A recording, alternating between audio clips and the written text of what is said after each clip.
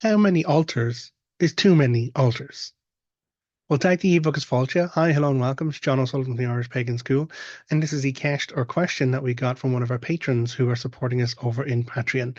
And it's it's a really good question. It really, really is for a number of different reasons. Now, they specifically couch it from the point of view of the Tuatha Dé Danann deities, and that's where I'm going to focus.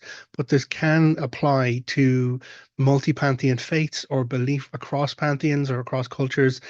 It is something to be aware of because it's more about that practical practices and processes of being a pagan. So, um, what we find is that when people who are exploring their relationship with Irish paganism begin to interact with the deities of the Tuatha Dé Danann, it rarely stays as just a singular deity partnership, as in a one-to-one relationship. Over time, other deities, because they're so close, because they're so kind of clannish or like to a tribe like, people describe experiencing other deities stepping in or introducing themselves or having experiences which align less with who they're communicating with and more with some other deity who seems to be making themselves known. Now, it's quite common. It's very, very common, especially since there are a number of particular individuals who have direct relationships.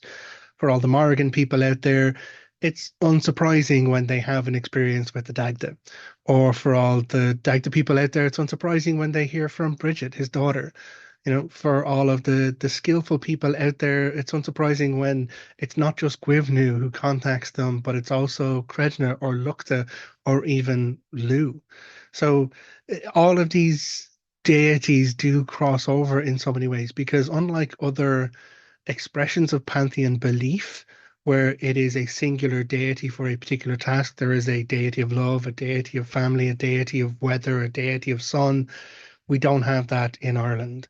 With the Tuatha Dé Danann being multifaceted expressions of deities, there's not one singular thing that you talk to one of them for. You can deal with poetry, or for example, the art, creation, or craft of poetry with at least five of them off the top of my head, because Lou is a poet, the Dagda is a poet, the poetry and prophecy is part of the Morrigan. The Brigid is said to be a patron, like a deity specifically who favors poets as well as creating poetry. And then, of course, there's Oma, who is literally the god who made Om, which is the manifestation of sound coupled into matter, because he is a scholar as well, which means poetry. So there's no just one god for one thing, which means that when people begin to build relationship with those deities, sometimes altar space can become a bit of a challenge. I won't say issue, I'm going to say challenge. Um, and then we get questions like, well, can I put this deity next to that deity, or can I put these in here? You know, so there's a lot of different practical steps that a person needs to do, but getting into the core really of it, the first question has to be, what is an altar and how and why do you use it? So for me, right behind me over here, there's the top of a bookshelf. On top of the bookshelf is a cauldron, and that cauldron is a gift to Ireland. But around and in that cauldron are things that I keep or I offer to the Dagda, the god that I work for. I'm a bit of a weird one in that I write stories about all of the gods, but I work and have a relationship with only one, which is him. Now, I do have a connection or a sideways relationship with the Morrigan because she's his wedded partner. I do have like connections and conversations with Brigid because she's his daughter. So it's not that I'm not engaging with those other deities, but altar space, creating a space of altar, I haven't done that for me. Whereas my partner works with Maeve, works with the Morrigan, has on occasion worked with Monaghan and MacLear. All of these individuals move and are around my partner's altar space. So, what is an altar? An altar is anything. An altar is a space where you place items of significance to not just yourself, but to your relationship with the deity that you are building a connection with. And it doesn't even have to be a deity. It could be an ancestor altar for connecting with your ancestors. Whatever your god, guide, guardian is, an altar space is a designated space, a designated place within your own space that you put aside for connection to that relationship. And that's the very important part. So it's not about, I need an entire bookshelf. I need a fancy this, I needed that. I have to have an entire room set aside. It's about making sure that in your space, wherever your home space is, whatever its size, whatever its location, that you are making a place or setting aside a place for not that the deity lives there, but you engage with your relationship to that deity in that spot. Now, an example I've had with this, someone has designated altar space in their home and they came and they told me a story and they're like a little bit confused because whenever they tried to make offerings to the Dagda, they would go to their designated altar space, but it always felt odd. And I was like, well, where do you feel him most? Because that's where the relationship is. And they were like, well, honestly, I feel him more in the kitchen. And so instead of taking their offering and placing it in an altar space, they actually made a separate place in their kitchen for honoring the Dagda and that relationship, because that's where the relationship was for them. That's where the strength of it, the connection, and the purpose of it was. And so this really gives you a bit of an insight into my stance on how many altars is too many altars, because it's not about the altar. It's not about the particular items, physical presences, whatever it is. It's about spaces that you set aside for engaging in your relationship with God, guide, guardian, whatever it is. Now, there is another spectrum here because it all just exists on a process. I have come into spaces which I have personally found clamoring and noisy, energetically like upsetting and cacophonous because the person, for their own purposes, it is their own way of doing it. They're like, okay, well, this is where I honor all of my deities in this one particular corner of this entire place. And so everything was crammed in, everything was put, everything was all. And so I walked into that space and it wasn't practical to engage with, it wasn't practical to sit, it wasn't practical or usable to make offerings around those deities because there was no room. Everything was just cluttered and put in on top of each other. And so for me as a sensitive person, I was like wincing whilst having a conversation with this individual because this entire corner, which they had designated as altar space, was just a pick and mix of different various statues, all of which were dedicated and like vocally and energetically dedicated to the deities, which means that the deities were aware of them and had the connections to them because their names had been called for those places, but that everything was on top of each other. And so uh, conversations with that individual, they're talking about how their world is chaos and they have no stability and no order. And I'm trying to help them and to take them through a conversation. But some part of me was like, there's why. Eventually was about clearing space, changing and shifting the energy and trying to make things a little bit more practical for them. Because again, it has to go back to this concept of right relationship. I'm not in my spirituality in order to be fulfilled by my spirituality through a whole like coin slot offering option. Oh, I put this in here for blessings on love. I put this in here for blessings on health. I put this in here for blessings on like I don't collect deities like Pokemon. Um, but that doesn't mean that someone can't work with multiple deities if they're willing to put the effort and the energy in to build an equitable, honorable, reciprocal relationship or the rightness of that relationship. Not as in right and wrong, but like truth, as in honoring, as in correctness of that relationship. And so, how many altars is too many altars? It comes down to how many relationships are too many relationships.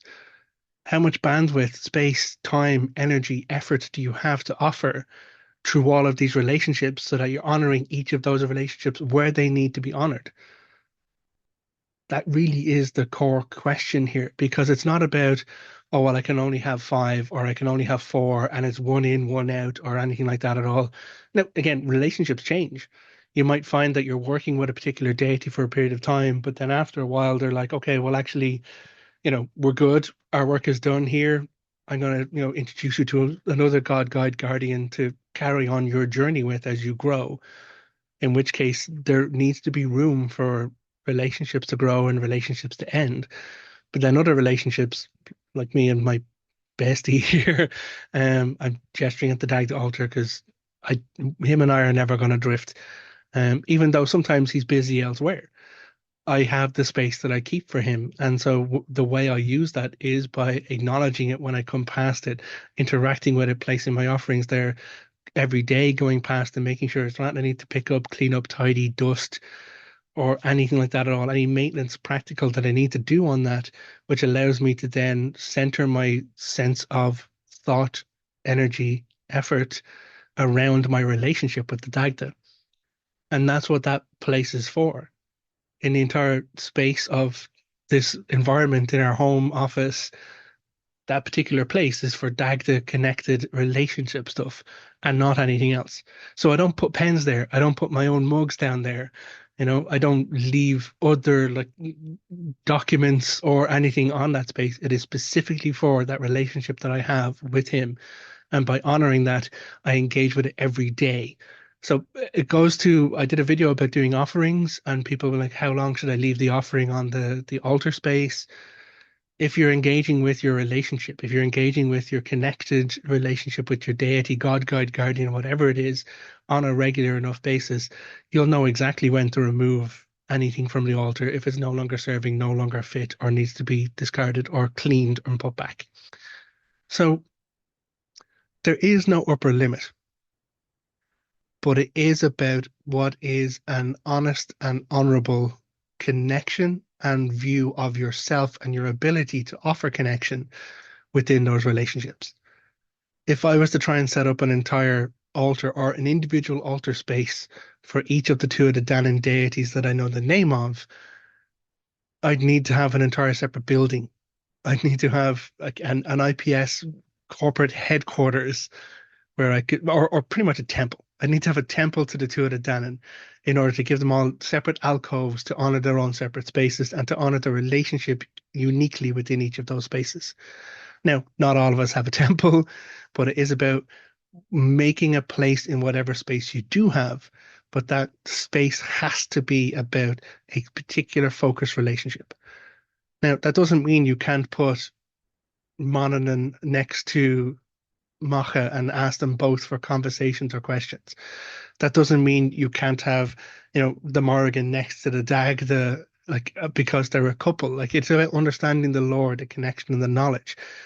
If I was to try and follow or engage with a connection with Ruadan, the son of Brigid, I probably wouldn't put him next to Gwivnu, given that it was Ruadan who tried to kill Gwivnu, but Gwivnu who killed Ruadan. So that's where the mythology, the lore, and the information can begin to give you insights and perspectives on what is going to be a practical and usable space for your relationships with your gods, guides, guardians. And that's really what it has to always come back to.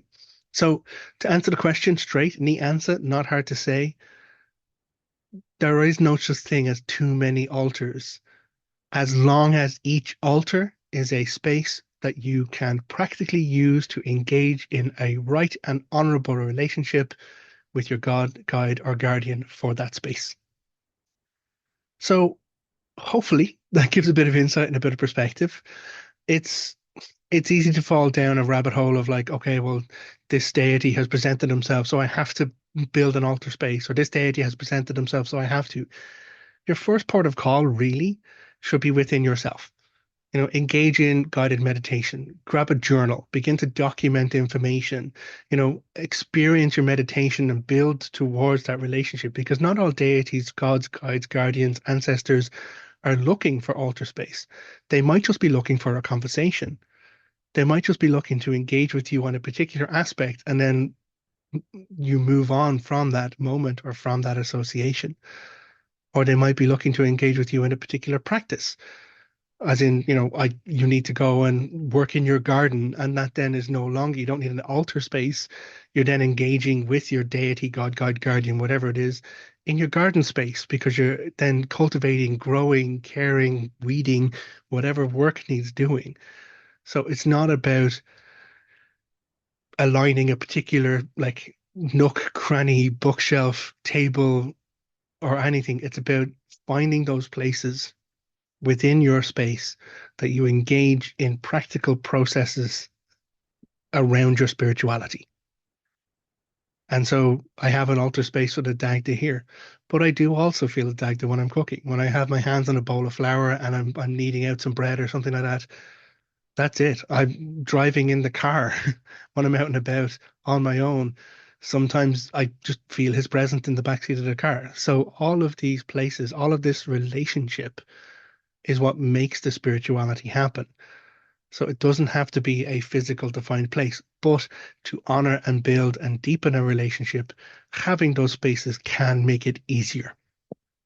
So I think I've talked around it from a number of different angles here. I do honestly hope that that has answered the quest or question. And again, thank you very much to all of our patrons who support us in Patreon. If you have any other questions, fire them down into the comments. I always love trying to engage with them as best I can. And until next time, look after yourself. Oh, sorry. Do make sure you pick up the free resources. They're always there. irishpagan.school/free. As much as I'm trying to share insights, perspective, and information, it is also about getting stuck in, doing the reading, doing the work, because that's the real way you will find your proper resonance or truth with how you're going to build your relationship in your spirituality for yourself. I'm not the answer to everything, but I am a guidepost, and I hopefully can help with some suggestions and perspectives. So, yes, definitely look after yourself, take care, and until next time, slán. Goodbye.